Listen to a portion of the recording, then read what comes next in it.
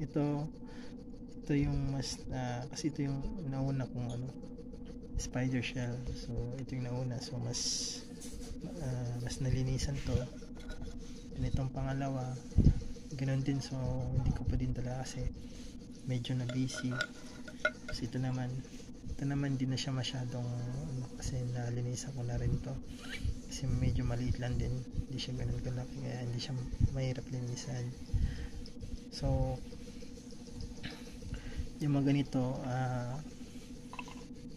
kapag nakakuha tayo ng ganito tapos hindi pa siya ganun bali madumi pa siya, so ang paglinis niyan mo lang naman, ibababad mo lang sa may tubig na may sabon or may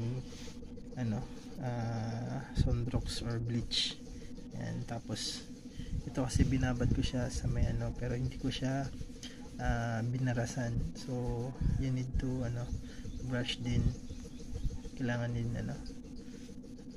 kasi may madikit pa yan na na yung parang itong puti-puti niya sa gilid, so parang balat niya, so ito natatanggal to.